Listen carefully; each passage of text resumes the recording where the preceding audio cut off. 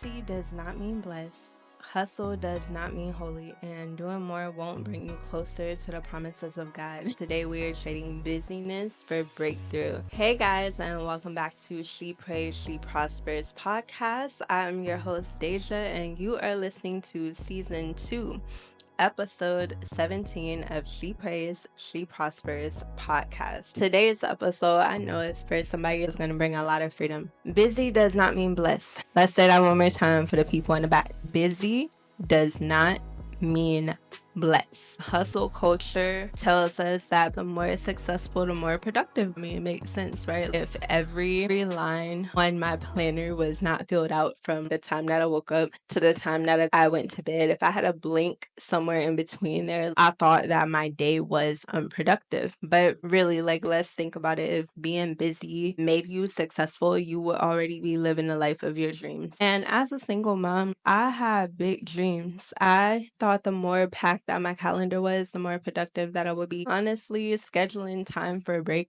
what is that? I am just getting to the point to where I am able to take a break without feeling guilty about it, because scheduling a break, it felt like failing to me. Like it was something more productive that I could have been doing. I had to make sure that my daughter was taken care of, that I had a life for her, and that all of the responsibility was on me. I was trying to prove to myself that I was making it. And really, I was just slowly killing myself and wearing myself out, like behind closed doors. I was absolutely depleted, exhausted, overwhelmed. Stress was like my middle name.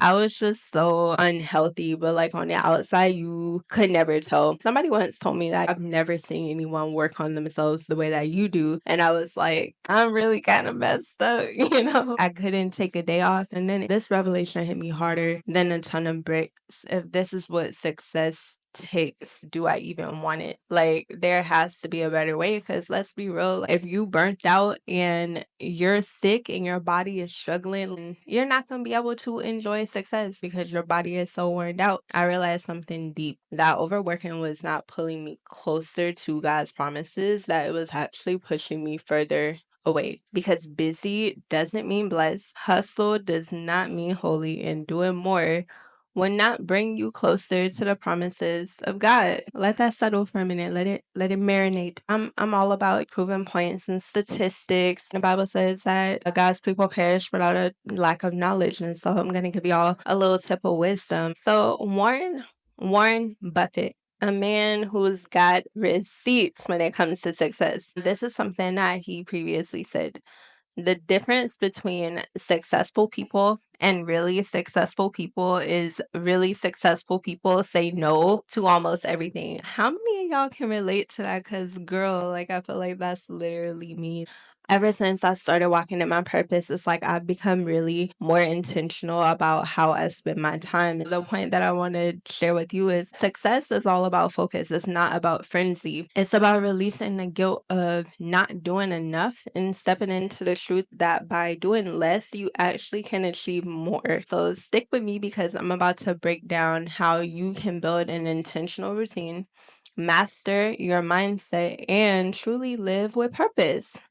We love a good morning routine. Hear me when I say the real gold, it starts the night before. So we're going to talk about the power of routines, because success actually starts the night before. Preparation beats chaos every time, because rest matters. Sis, 7 to 8 hours of sleep is not optional. It is essential. It resets your brain and impacts your mood, your focus, and also your productivity. Anybody that follows me on social media, y'all know that I love to romanticize my routine. Studies show that simple habits like lighting a candle, using aromatherapy, which is one of my personal faves, and stretching before bed actually lower anxiety and make your routine more sacred. Because as humans, if we don't enjoy what we're doing, we're just naturally not going to continue to do it. I used to be a person that really struggled with consistency, but romanticizing different areas of my life, like working out, my bedtime routine. I'm still working on my morning routine, y'all, because I definitely been slipping off when it comes to my morning routine. That's gonna be my thing to work on this week is getting back on track when it comes to my morning routine. Those just help me to stay consistent because it's something that I actually like looking forward to. And then also setting the tone for the night before. So laying out your clothes, preparing your breakfast, and writing down some goals for tomorrow. That way, when you wake up, that's one less thing that you have to worry about. And so, a quick tip that I want to share with you is start with one non negotiable in your morning routine. You don't have to change your whole routine overnight. It could be as simple as prayer, worship, drinking a big glass of water, or having your favorite healthy breakfast. Remember, glowing up is less about a picture perfect aesthetic and it's more about cultivating daily peace. Master your time and you master your life. Let's talk about the 80-20 rule. You're not unproductive because you're a failure. You're unproductive because you're just doing too much of the wrong things. It's not that you're incapable. You're just mismanaging your time, sis. You were not created to hustle. You were created to thrive. How and so here is how you can work smarter and not harder and still build the life of your dreams.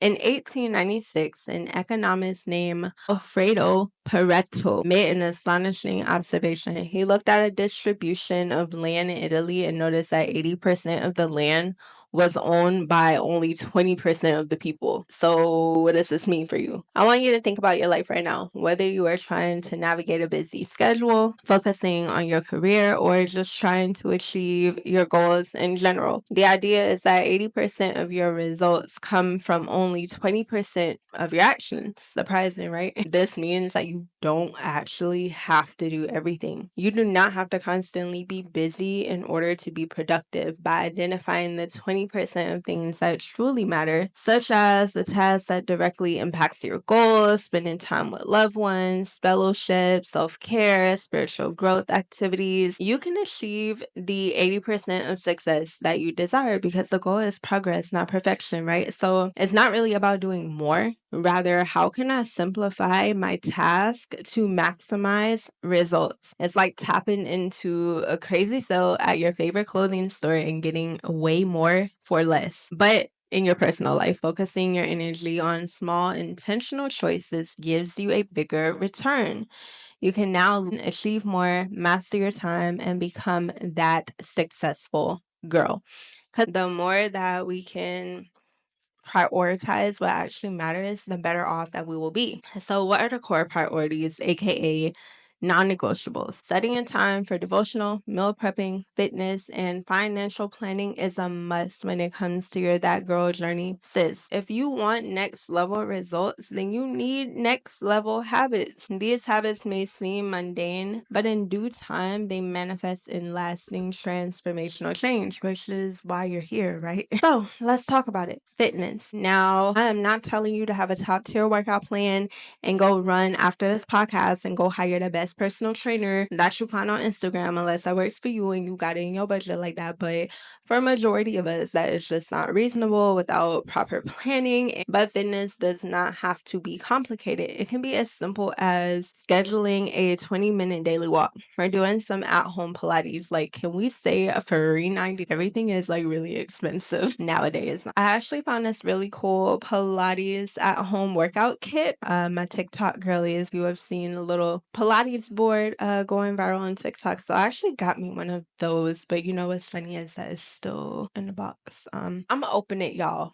I don't really have a lot of space to pick it up and then put it back in the box. I'm gonna just leave it in the box until I'm able to have a big enough space to where I actually can use it. Next is meal prepping. Planning your meals saves you so much time and energy, especially for those of us who have kids. It is one less thing to stress about during your week, and you will thank yourself later. Meal prepping does not have to be difficult. Lemonade and TikTok are like my go-to apps when I'm looking for new meal ideas. If you're looking for some inspiration, I definitely would recommend checking out those two platforms. I'm sure you're gonna find something that is suitable for you that you're gonna like. Devotional moments. Now, y'all know this is a non negotiable. Spending time with God daily keeps you centered in alignment and spiritually charged for what is to come. Even 5 minutes of prayer or morning devotional can shift your whole day. If you have a bit more time in the morning, tune into the She Prays, She Prospers podcast for your go-to weekly devotionals to kickstart your day with purpose. The Glow Up journey is all about being intentional, effective, and surrendering control. Let's get into your holy glow up trio. Travel, fun, and community matters because success is not just about money, it's about thriving in all areas of your life. So here is your blueprint to success. Number one, put God first. When you prioritize your relationship with God, everything else will flow. Your spiritual life is the foundation that supports all the other aspects for your life. When you seek God first, you allow Him to direct your paths, to take the weight of trying to figure everything out on your own, because you realize that it's already done. This will enable you to have an everlasting, unshakable peace that will overflow into all areas of your life. Matthew 6:33 says, "But first and most importantly, seek, aim at, strive after His kingdom and His righteousness and His way of doing and being right. The attitude and character of God, and all these things will be given to you also." Going into our next point, be fruitful and multiply. And I mean finances. Financial freedom does not happen overnight, so start small. And set yourself some mini goals such as saving $500 or starting an emergency savings fund. Bite-sized goals will help you create a sense of accomplishment, giving you the financial peace that your mind deserves, because when your finances are a mess, your mind is a mess. 25 is the year that we're going to get our finances in check. We're going to pay off that debt, or at least start making a plan, making a budget list. You are one step closer to living on your own terms, because what is the point of success if you never get the opportunity to enjoy it? Proverbs 21:5 says, "If you plan and work hard, you will have plenty. If you hurry to get rich, you will end up poor." That's real. Like, the Bible just really be like pulling at your soul. Yeah, I need to get my life together. The next area of your life I want to talk about is travel and social life. We often put off experiences that bring us joy, thinking that another day will be a quote unquote better time. But honestly, life is too short to push happiness to the future. Take that trip now. Plan the girls' day out now. Save the date. Set the date to recharge now. Traveling doesn't always have to be luxurious. It can be something simple as enjoying a new hobby with some friends. Be spontaneous and try something new. Scratch something off that bucket list for once. We were not created to live life on autopilot. I mean, even the Lord rested on the seventh day. Exodus 20:7-9 says, "Remember the day of rest by observing it as a holy day.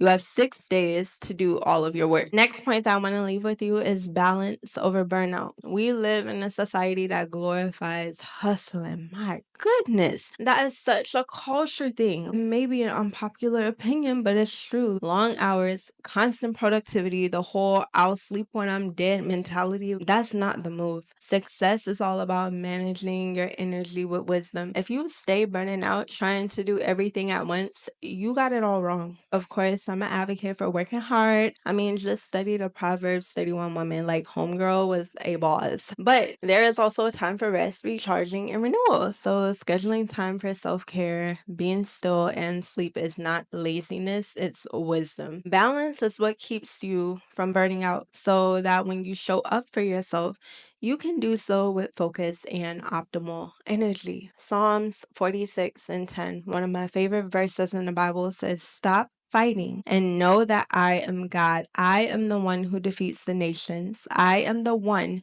who controls the world." I really love that verse because it says stop fighting. You don't have to strive. Like, other versions also say stop striving and know that I am God. Today wasn't just another podcast. It was the spark that lit the match to ignite your next level. God is calling you to more, sis, but not more busyness, more purpose, more peace, more Him. And so my challenge for you this week is to identify one thing that you can cut out, one thing that you can focus on with intention. And if this blessed you, do not keep it to yourself. Share this episode with a friend, leave a review, and let's keep building this wonderful community of women who glow up from the inside out. And as always, stay blessed and stay prosperous.